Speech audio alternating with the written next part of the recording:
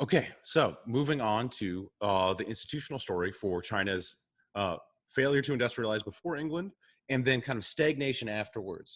So China really doesn't industrialize until the 1980s, um, and so we're kind of, this is obviously a long and complex history, and so I'm just kind of pointing out some, kind of big political movements, um, educational institutions that economic historians have pointed to as perhaps being the reason for this. Obviously, there's a lot more going on.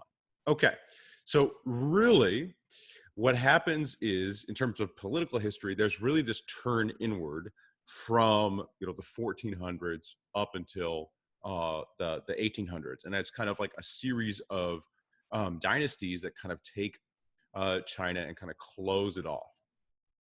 And so this is the Ming Dynasty. And really, the idea is we want to kind of ban trade, limit trade, because it'll expose the people to different ideas, perhaps, um, you know, destabilize the dynasty. And you want to contrast this to England, which is having much more openness, not only with trade but with their political institutions. The centralization of power is slowly being diffused, whereas in China it's being concentrated. Okay, and so we have kind of the ban on trade or discouragement of trade. We have kind of the codification of the social order. So people kind of not being allowed to change occupations. And so again, like this is kind of siphon people into certain areas which they may not be best suited towards their skills or their interests. Okay, and it's really summarized quite nicely just in this poem, which I will just read. Let the state be small and the people few, so that the people, fearing death, will be reluctant to move great distances.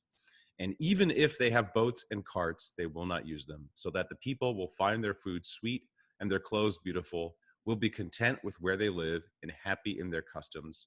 Though adjoining states be within sight of one another, and cocks crowing and dogs barking in one be heard in the next, yet the people of one state will grow old and die without having had any dealings with those of another. So this is very much like, be happy with what you got. Like, okay, you're a peasant here. Don't go over there and see what they have. Just be happy with your lot in life. Like, built into this is kind of a hostility to innovation and change. And so therefore you're not going to get innovation and change. It's like, hey, just where you're born, live there, do the same thing your parents did. And that's the key to happiness. So you can see, like, with if this attitude is pervasive, or this is the express policy of of the government, innovation, invention is going to be discouraged. We get some other later dynasties that kind of continue these policies. So we get the Qing dynasty in 1644, and again, this is all kind of dealt with. They're worried about being overthrown. They're worried about their political power. They're worried about losing their political power.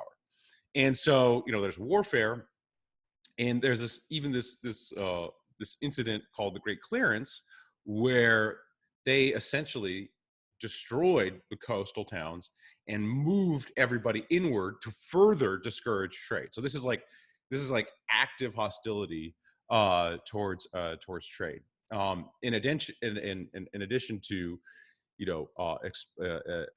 persecution of the Han Chinese, which of course will have negative effects on growth.